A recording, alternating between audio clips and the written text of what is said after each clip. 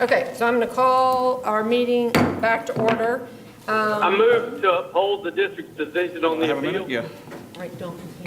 What did you say? Okay, say that one more time. I move to uphold the district's decision on the teacher appeal. Yes.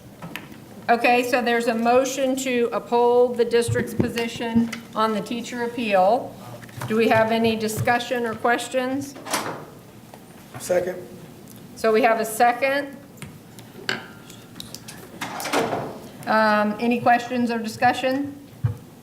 Mr. Hollenshed? Aye. Ms. Coates? Aye. Mr. Garrett? Aye. Reverend Collins? Yes. Ms. Jeffrey? Aye. Mr. Miller? Yes. Two people in the back, and I vote yes, the motion passes. I would like to make a motion on policy BID. Okay, hold on one second, let me just make sure. Okay, so we received legal advice in executive session that we don't need to take action on. Hold on, Cindy, will you go get those two and tell them to come back in here? I didn't know it was Monday to watch. Yes, it is. Okay, so Todd, you have a motion? I move to rescind the changes approved for policy BID at the July 17th, 2017 meeting and restore the policy to its previous wording. I second. Okay, so we have a motion from Mr. Garrett and a second from Ms. Jeffrey. Do we have any discussion? Can you read his motion out? Yep, so the motion from Todd is, I move, do you want to read it? Okay.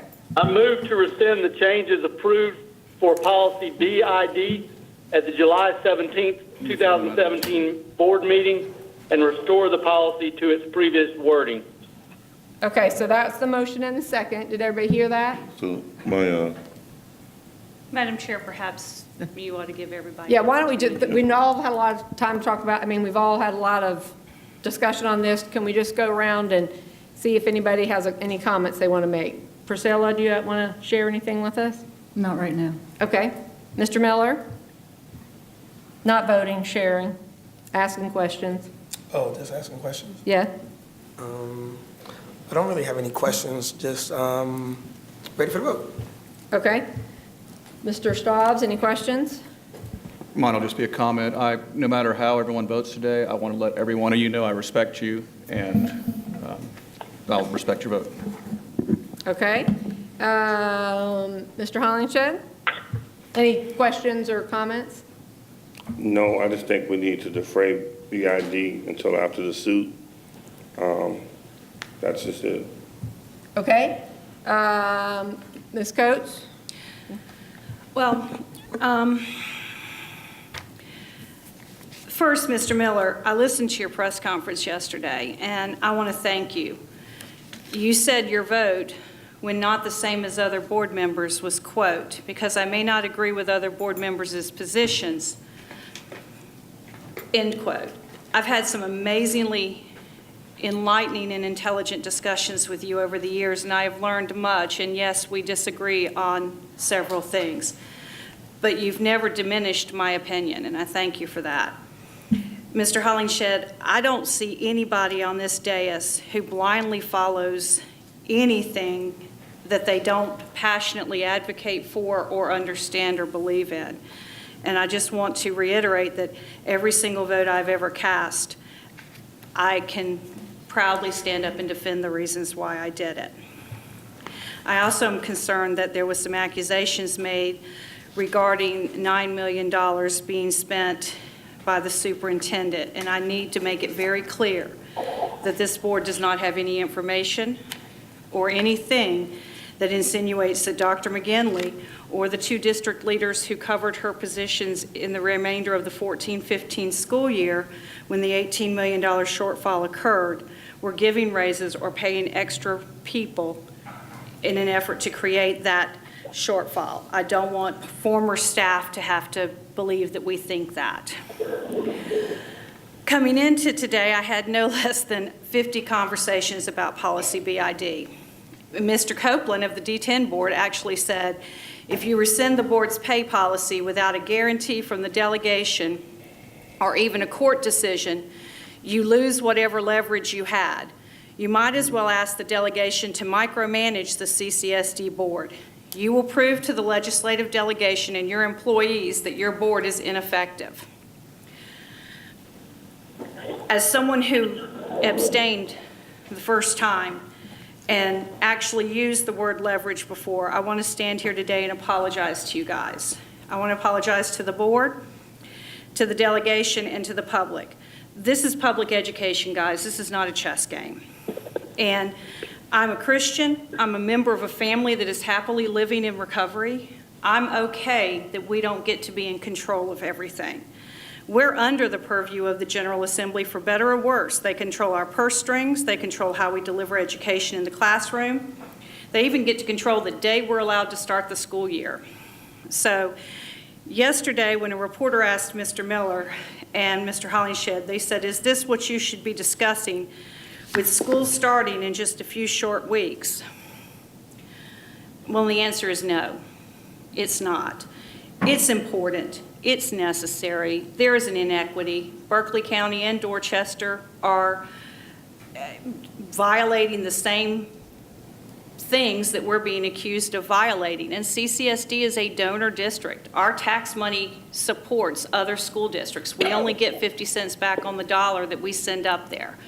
So there are districts being funded by Charleston County taxpayer money that could well be receiving salaries. But I think today I have to support the motion to rescind policy BID. Reverend Collins, do you have any questions or any statement? Yeah, thank you. I've served in the school board roughly 9 years now. And when I came on the school board, I wasn't getting a paycheck. And I'm not getting one now, other than $25. So for me, it's not about the money. It's about the legality of what we're doing. And does the local delegation have the authority to control the school district and not other school districts across the state of South Carolina? You know, if schools in Horry, if the board in Horry County or Jasper County or Richland County have fiscal autonomy, what makes Charleston, South Carolina so unique that the school board doesn't decide if and when it gets paid and how much? What gives the state legislature the authority to say, well, hey, we're going to control this board here, but not the others? So I'm concerned with the legality of that, because that tells me if the state is going to control the board, the state should also be controlling what happens in the classroom. It should be controlling salaries and benefits and what's being taught to our children. It should have more input.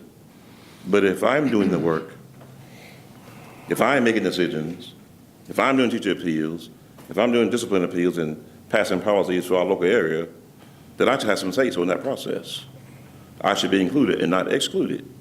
And for me, I like to see that we get a declaratory judgment from a judge, we get legal opinions, we get advice, we get counsel, and then at the point in time, when it's all cleared up, to see what the law says, because there is no law nowhere in the books of South Carolina that says school boards cannot determine their pay. No such law exists. We have that from a former Attorney General's opinion. And until someone can show us one, it's going to be the case. There's going to be a gray area still that decides whether or not boards have fiscal autonomy. So I'm disappointed that we're voting to rescind the policy. To me, that kind of takes away the merit of the case. I'd much rather see the case go to court, see it resolved, see it worked out, there being clarity on whether or not the Charleston County School District has been discriminated against or not when other school districts have fiscal autonomy. And so I'm sort of grieved. The second thing is that if we vote to rescind this policy, it needs to go back to policy and have a second reading, just like it was created by 2 readings. One reading does not rescind the policy alone. Has to go back and do it twice, the same way it was created. And it should have gone, I don't know why we're doing it today, it should have gone through policy committee, but to me, it makes a bad statement that, hey, someone made a mistake.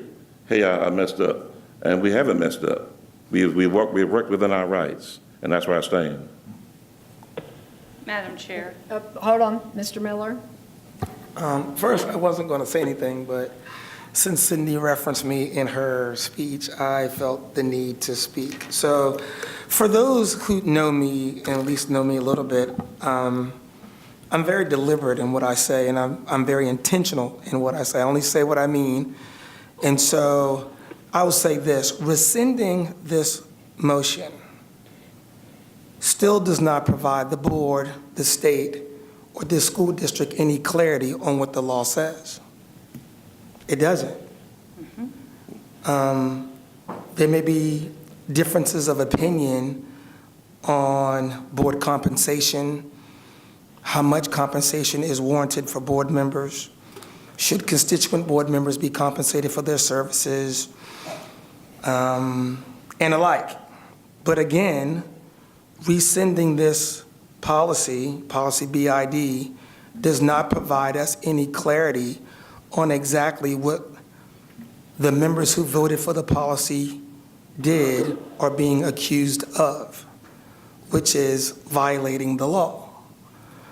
And so my only hope is that those who are going to vote to rescind the motion are also going to look to find clarity in the law as well. Okay? Now, Mr. Arlington? I wasn't gonna say anything either. I'm just gonna let it go. But I tell you, just to clear things up, you know, since I got on this board, certain board members, when they came to me, and I won't call their names, talked about the board pay. Because I had some friends or relationships with the delegation, I then proceeded back in March to try to get the board pay straightened out with the delegation. I met with several lawmakers from the North area and West Ashley to see what they could do. Now, we had one representative on the Education Committee that was going to introduce legislation to give the school district its autonomy, but was told that at the time the district did not want them to proceed. Now, Representative Wendell Gilliard thought that that was crazy, and he wanted the district to have its autonomy. So Wendell crafted legislation back in March and presented it to the delegation, and it went through its waiting period. One member of the delegation, Lynn Bennett, voted against it, objected to it, and it killed it. Everybody else with the delegation was for it at that particular time on the House side. So therefore, more discussion got to talking with other board members, and they were talking about the gray area of the law, and then we introduced the policy BID. Now, some board members will not own up to their conversations to it. When the pressure came, they began to flip-flop. And I think what Michael and I tried to do was basically let everybody know where we stood and how we felt about the particular issue. It wasn't about to beat the board members down or anything like that. It's to basically state how we felt. So here we are today. As Michael just said, some want to pursue the lawsuit and get clarity, but they don't want to own up to their parts. But then that's politics. But again, I think it shouldn't be rescinded. I think it needs to be defrayed to a later time while the lawsuit is being weighed in on. Thank you. Thank you. Do you have anything to say, Reverend Mack?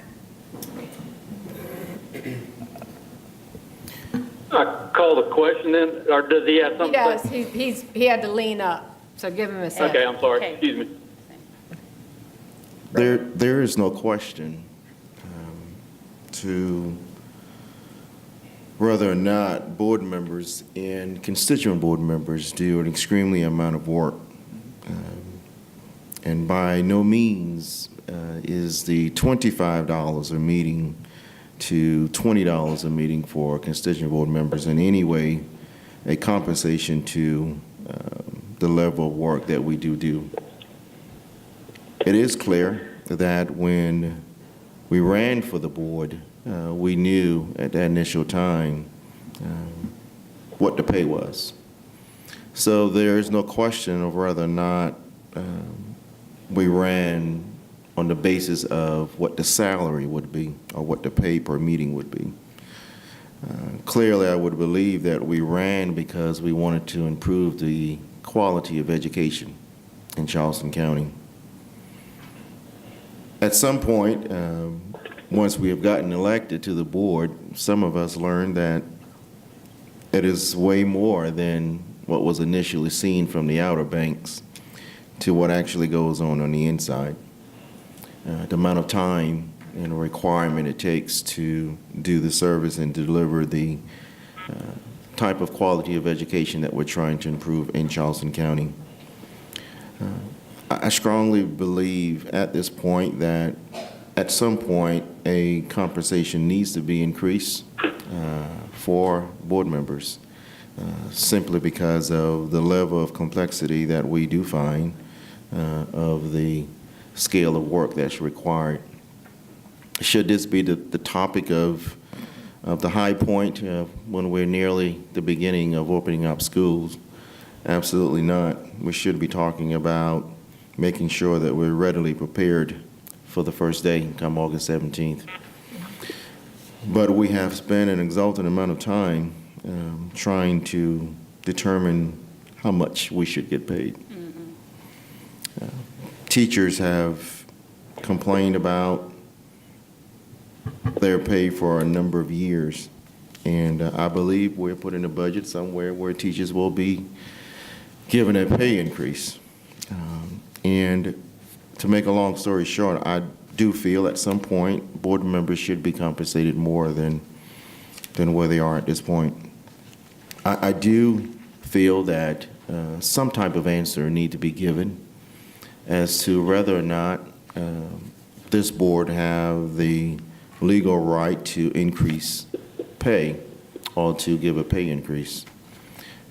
This can, I believe, has been kicked down the road prior to me coming to the board, and at some point, I believe it's now been nearly 30 years that this pay have been registered on the book.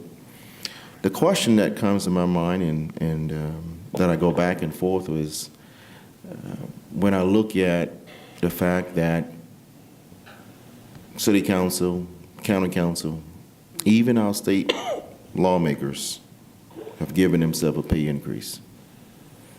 I look at other school boards in Charleston County, and not Charleston County, but in the state of South Carolina, Berkeley County, Greenville, that actually get compensated for the work that they do. Why is it when it comes to Charleston County, it becomes to be an issue? So I think at some point, sooner than later, we need to determine, do we have the right to increase our pay? And if so, how is the best way to go about doing it? Who makes that determination? Is it a delegation? Or do we allow the lawsuit that has transpired to let it go through so that the judge can determine whether or not we can or cannot? I don't know. I don't know the answer to the question, but I do know that at some point we should be compensated for the level of work that we do. Clearly, it is a job that's never given any thanks, but is required of us to make decisions that's going to be in the best interest of all kids. So I hope that at some point, and I'm not dragging along, Todd, but I'm really trying to be very cautious in the words that I use. And I don't say much, but I really don't know where to go from this point, to be honest, because it has been unclear in my mind as to what it is we can and cannot do legally. Okay, Todd's called the question. Everybody, Call the question. okay, everybody's had a chance. I'm just going to answer this question, then we'll vote. I think the thing that sets it apart is that we were formed through the act of consolidation, and I agree with all of you guys that we need to look to find clarity in that law. No matter how we vote, what the outcome is, we need to find clarity in that law. Can I Okay, say so the some- question can I- has Can I been say called. something? I mean, we can vote on whether we're going to call the question, but I'm not sure we're ready to, I mean, Yeah, we're ready to vote? I mean, do we, I want to make one comment about the act of I was consolidation. always in a hurry. okay, well, can we vote on this and then talk about the act of consolidation? I mean, does it impact our vote? Well, what I'd like to say is, however we end up voting today, I do think that we've had at least 4 members of the Charleston County Legislative Delegation who have basically stood up and said that they have an interest in this. So if they have, I want them, however we vote today, I want them to step forward and address the 1967 Act of Consolidation that singles out Charleston County, different from the other 102 school districts in the state of South Carolina, for special treatment. This Act of Consolidation has been around for 50 years. It is antiquated. It is not representative of the way that people interact in 2017, and it needs to be addressed. And the 4 legislative delegation members from Charleston County who have stepped forward and made their voices heard on this, I issue a challenge, and I would hope we all do, that they, now that they've waded into this, that they need to pick up the mantle on that and look at the 1967 Act of Consolidation and modernize it. That's all I have to say. Okay, the question's been called. Mr. Garrett, how do you vote? Can you read the motion again? Okay, can you read the motion again? Are you where you can read the The motion? motion is, I move to rescind the changes approved for policy BID at the July 17th, 2017 meeting and restore the policy to its previous wording. Okay, so we have a motion and a second, and Mr. Garrett, you vote yes. And no, this will be Yes. first reading, Mrs. Darby. Well, it's actually not first reading, but we can debate It that. actually is. We can You can't debate that You can't change the later. policy in one motion. We're rescinding we're rescinding the vote from Two the votes to- 17th. two votes So, for aye. Mr. Hollenshed, how do you vote? No, Ms. Coates, how do you vote? Yes. Reverend Collins, how do you vote? I would no for the reasons stated. Okay. Ms. Jeffrey, how do you vote? Yes. Mr. Miller, how do you vote? No. Mr. Stobbs, how do you vote? Yes. Reverend Mack, how do you vote?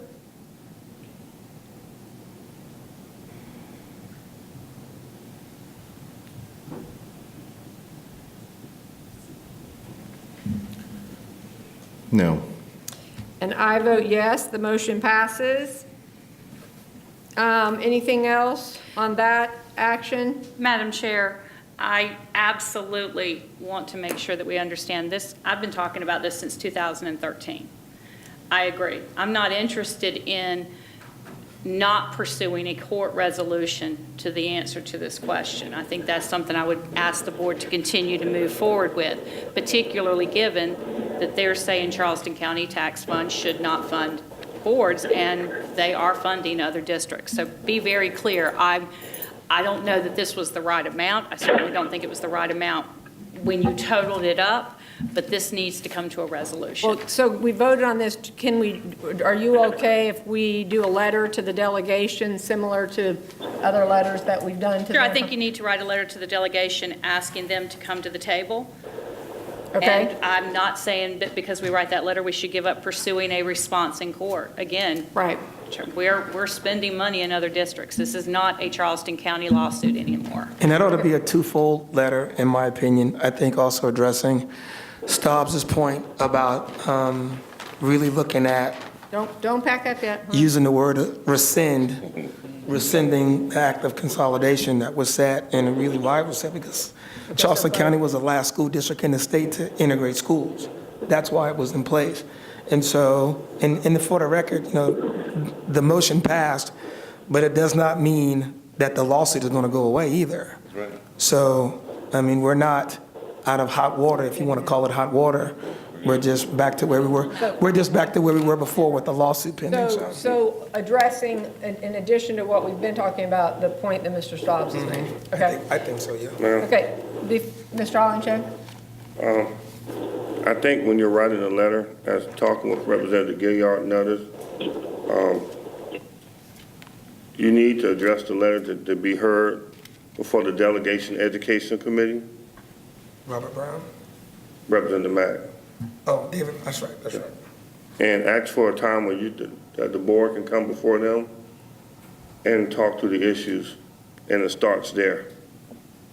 Okay. All right. One thing, I'm passing something down to each of you real quick, if y'all take one.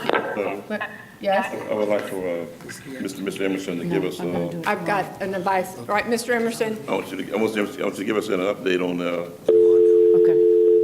extension of a policy to clarify whether it's one reading or three readings is necessary. Halfway through the year, but we haven't gotten any. No, you can do it. You can send an email to us. I'd appreciate you sending an email to us. Okay. Yes,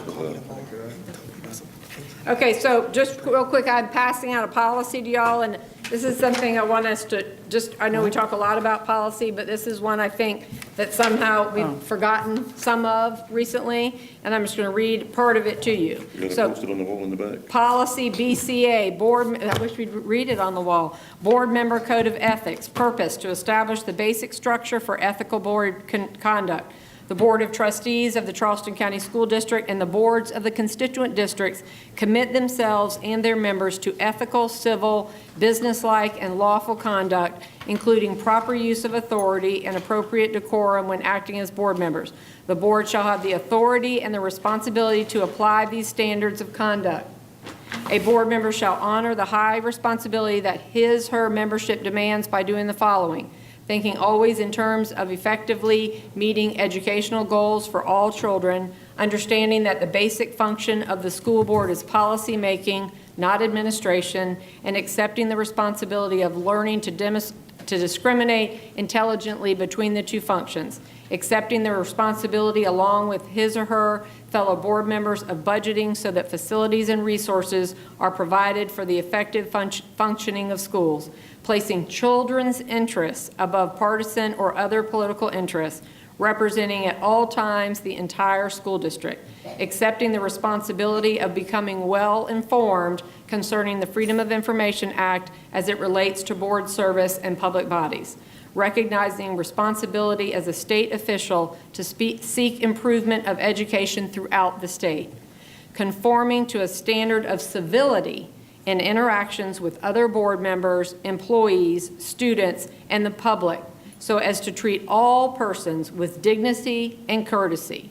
Profanity, threats, threatening job termination, or abusive language is prohibited, and if used, may subject a board member to public reprimand, and if repeated, constitute cause of removal from the office through the procedures as provided in South Carolina Code Section 59-19-60. So I just ask that we make sure we are conforming to our standard of civility. Could you read the part again about profanity? Yeah, so I'm sorry that I said that word. All right, do we have any other business to come before the group? If not, do I have a motion to adjourn? To adjourn. All right, we are adjourned.